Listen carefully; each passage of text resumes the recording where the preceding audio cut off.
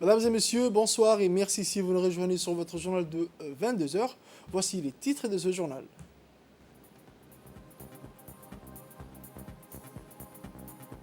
Une dynamique pour l'emploi global comprenant le projet phare Initiative pour l'emploi.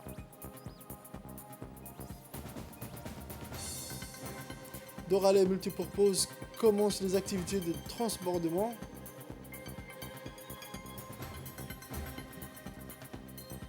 Et enfin, pour l'actualité internationale, l'OMS surveille un nouveau variant baptisé MU.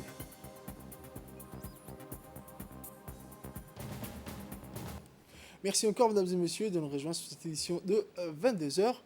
Le président de la République, son Excellence, M. Ismaël Marguel, a eu hier, en début de soirée, un entretien téléphonique avec le Premier ministre soudanais, M. Abdallah Hamdok.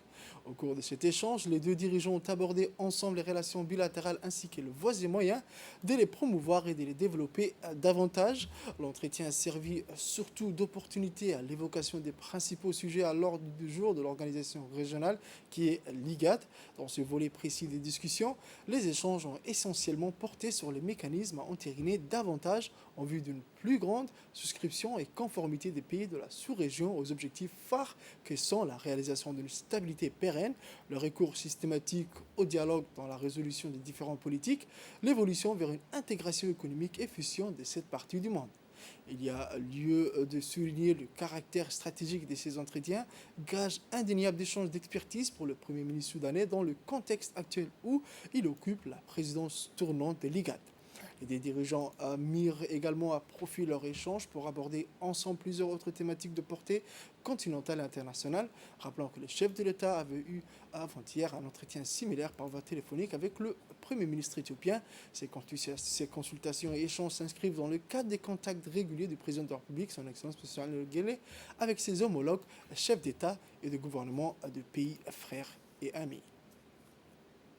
Autre actualité maintenant mentionnée dans les titres, le ministre du Travail a tenu aujourd'hui une déclaration à l'occasion de la rentrée sociale qui survit cette année dans un contexte caractérisé par la persistance de la pandémie de la Covid-19 qui a eu pour conséquence le ralentissement des activités de l'emploi.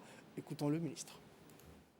Les travailleuses, messieurs les travailleurs, vous m'accorderez l'honneur et le plaisir de vous adresser en ce moment particulier de rentrée sociale, désormais ancré dans les traditions dans notre pays, de vous adresser nos meilleures salutations et nos vœux de réussite à l'endroit de toutes les travailleuses et de tous les travailleurs, ainsi qu'à tous nos partenaires sociaux.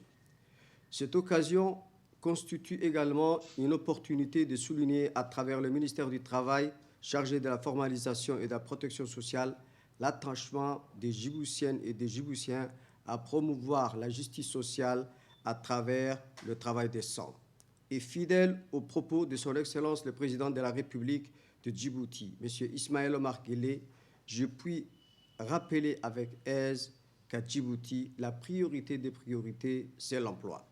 Mesdames et messieurs, la rentrée sociale survient cette année dans un contexte encore caractérisé par la persistance de la pandémie de la Covid-19 qui a eu pour conséquence, depuis le début de cette crise sanitaire, le ralentissement des activités de l'emploi. Cependant, si la pandémie est une source de difficultés, elle est aussi une véritable opportunité pour repenser notre modèle social du post-crise.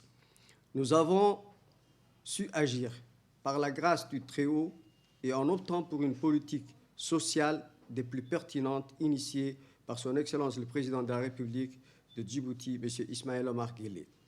En optant pour une politique publique selon l'approche « reconstruire en mieux », nous avons compris que le statu quo n'est pas un horizon et nous avons fait le choix de l'action. Ce choix a suscité des changements et un espoir de renouveau. Le défi du chômage est relevé et diverses initiatives pour l'emploi ont été entreprises. D'aucuns s'en souviennent encore et pour toujours que le ministère du Travail chargé de la formalisation et de la protection sociale, en collaboration avec les différents départements ministériels, les partenaires sociaux, les partenaires au développement, a développé une dynamique pour l'emploi global comprenant le projet phare Initiative pour l'emploi et les programmes de promotion du plein emploi productif dans les 5 régions de l'intérieur. Dans un second temps, le ministre du Travail a rappelé que la foire Forum, qui s'est tenue le 17 au 20 février 2021, parrainée par le président de la République, a permis d'établir le contact direct entre recruteurs et jeunes en recherche d'emploi. Aussi a-t-elle réuni 118 entreprises privées et plus de 9000 jeunes et moins jeunes en recherche d'emploi, réécoutons le ministre. Et le forum ont été menés de manière concomitante du 17 au 20 février 2021 et ont été parrainés par le président de la République de Djibouti, M. Ismaël Omar Guelleh. Le salon de l'emploi a été l'étape cruciale et a permis d'établir le contact direct entre recruteurs et jeunes en recherche d'emploi. Aussi a-t-il réuni 78 entreprises privées et plus de 9000 jeunes et moins jeunes en recherche d'emploi. Cette plateforme que nous avons accompagnée durant des mois a donné des résultats encourageants, avec 3317 recrutements effectués sur les 5000 emplois attendus. Pour sa part, le forum a servi de cadre de réflexion et d'élaboration des documents fondamentaux de la politique nationale de l'emploi pour les prochaines années, notamment la note additionnelle de la politique nationale de l'emploi, le plan d'action opérationnel, la déclaration de l'emploi et le plan de travail biannuel. Par rapport à la dynamique d'emploi régionale, on peut citer avec fierté l'embauche directe par le biais d'un concours de 50 jeunes filles et garçons et l'enrôlement de 100 autres jeunes des régions dans les mécanismes d'insertion professionnelle. Mesdames et messieurs, la ferme volonté de poursuivre la dynamique lancée et d'aller très rapidement vers d'autres initiatives inscrites dans nos documents fondamentaux, plus précisément la mise en place d'un pacte national de l'emploi, épine dorsale de notre politique nationale de l'emploi, nous permettra, Inch'Allah, la concrétisation du programme Pays Travail décent à Djibouti. La dynamique de l'emploi est différente et elle s'accroît de plus en plus. Une meilleure gouvernance du travail, tout comme un meilleur développement socio-économique, nécessite une politique de l'emploi proactive et partenariale. Le dialogue social tripartite reste toujours un grand atout qu'il nous faut encore renouveler et adapter à ces nouveaux défis. Travaillons ensemble cette année encore en partageant la ferme volonté de s'investir et de servir la justice sociale par l'emploi. Je voudrais terminer mon intervention en rappelant l'obligation de la vaccination à toutes les travailleuses et à tous les travailleurs. Bonne rentrée sociale à toutes et à tous. Je vous remercie. Nous avions eu dans l'édition précédente avec nous ici sur le plateau le directeur général de l'ANEFIP, M. Mohamed Omar Guelleh, pour nous en parler plus sur le forum qui s'est tenu le 17 au 20 février 2021. Et voici ses dires. Aujourd'hui, 1er septembre 2021, le ministre du Travail chargé de la formalisation et de la protection sociale a fait le discours traditionnel de rentrée sociale, où il a évoqué les faits, il a fait une rétrospective des faits majeurs qui ont marqué l'année écoulée, et notamment le projet Initiative pour l'emploi, initié par le président de la République, et qui se composait de deux événements majeurs, la foire de l'emploi et le forum de l'emploi. Si je reviens en arrière, la foire de l'emploi, c'était la plateforme qui permettait de faire la rencontre, de faire la rencontre entre les 9000 demandeurs d'emploi et plus de 78 entreprises du secteur privé. Pour ce qui est du forum, ce forum était une plateforme où il y a eu des discussions pour notamment mettre en place les documents fondamentaux de la politique nationale de l'emploi.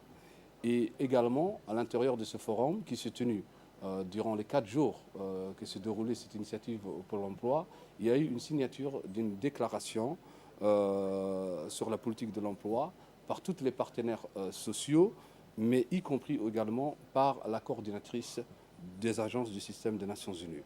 Le ministre, dans son discours, a également évoqué la dynamique régionale de l'emploi, c'est-à-dire que dans notre projet, dans ce projet Initiative pour l'emploi, ça ne concernait pas, spécialement Djibouti-Ville, mais également les régions de l'intérieur. Donc il y avait eu des recrutements directs par concours, des 50 jeunes filles et garçons fonctionnaires. Il y a eu également la mise ou la sélection des 100 jeunes demandeurs d'emploi dans les régions de l'intérieur qui vont prochainement commencer des stages d'insertion professionnelle.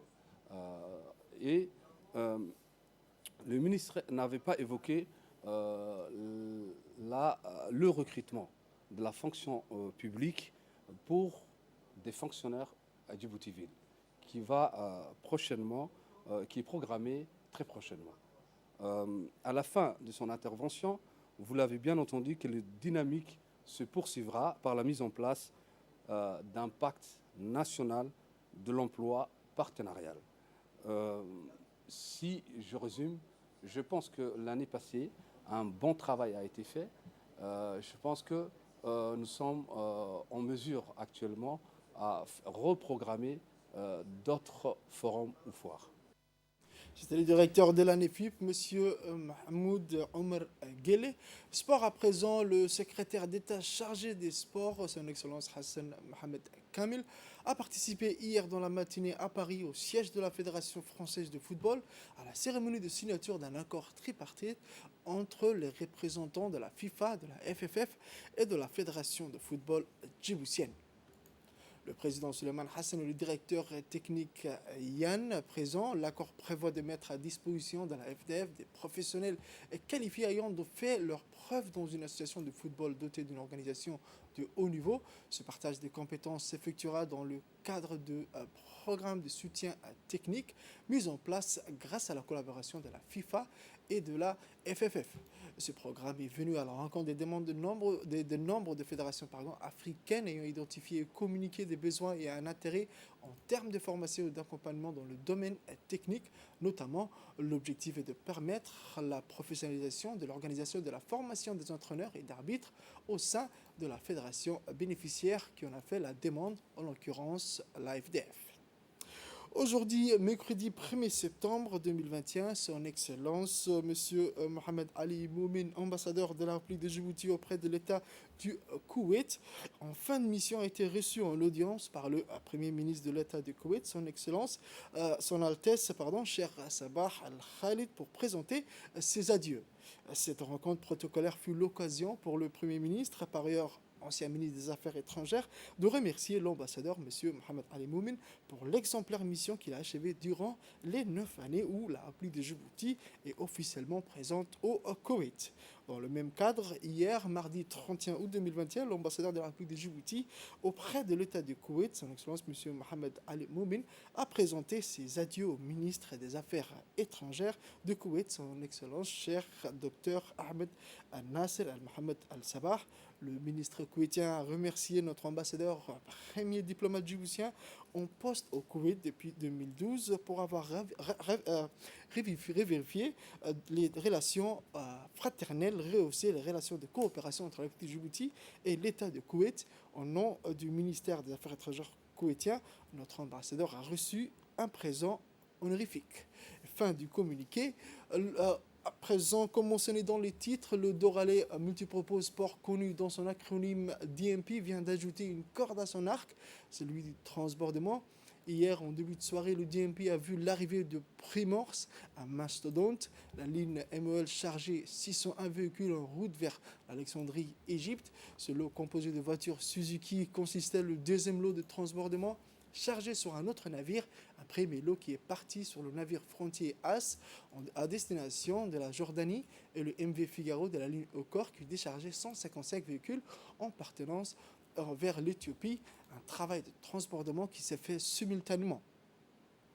Aujourd'hui, l'activité du transbordement qui traite des flux mondiaux est régie par le commerce international. Ainsi, le port polyvalent de Djibouti s'est décidé, dans cette perspective prometteuse, une nouvelle stratégie d'internalisation. C'est dans ce cadre que le port polyvalent DMP a, dès le début de cette année 2021, entamé des discussions importantes avec les armateurs internationaux notamment dans le business de véhicules, et c'est en janvier 2021 que la ligne MOL a envoyé son premier navire en guise de test dans cette architecture économique qu'est le DMP. Avec une présence géographique assez élargie, mise en avant par sa position géographique optimale, le DMP veut capitaliser sur sa nouvelle activité de transbordement.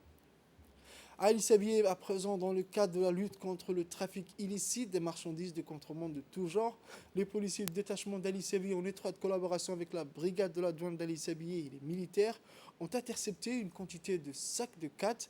La marchandise saisie à cette occasion était composée de 30 colis de 2000 kg de 4. La police nationale, en collaboration avec les agents de la douane, ont procédé à la destruction de ces marchandises en présence du chef de la brigade de la douane d'Ali Sabié, M. Mohamed Moumin. La police nationale poursuit sans relâche son effort visant à mettre à terme aux activités de ces contrebandiers qui visent à détruire l'économie du pays. Dans le cadre des qualifications pour la Coupe du Monde 2022 à Doha, les requins de Djibouti s'envolent pour l'Algérie où ils joueront le 2 septembre contre les Fennecs et le 6 septembre contre le Niger. Pendant une semaine, les requins de la mer Rouge suivent un entraînement intensif sous la houlette de leur entraîneur Julien Met. La rencontre Algérie-Djibouti pour la première journée du groupe A des éliminatoires de la Coupe du Monde 2022 aura lieu le 2 septembre à 19h au stade Shahid Mustafa Shakir de Blida en Algérie. Juste avant leur départ pour l'aéroport, le président par intérim de la fédération, M. Mohamed Yassine, a tenu à encourager les joueurs et les membres du staff technique.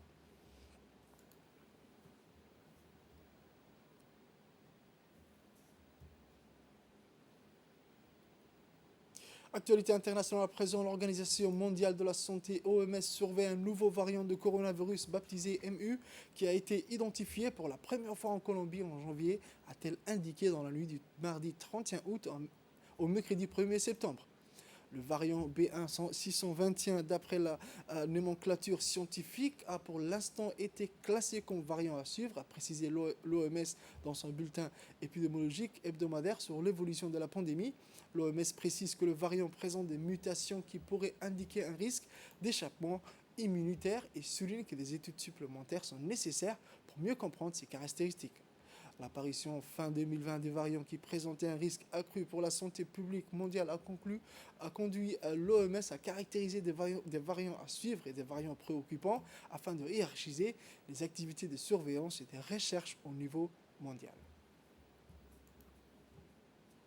C'est tout pour cette édition de 22h, mesdames et messieurs. Merci de l'avoir suivi et restez avec nous pour la suite du programme.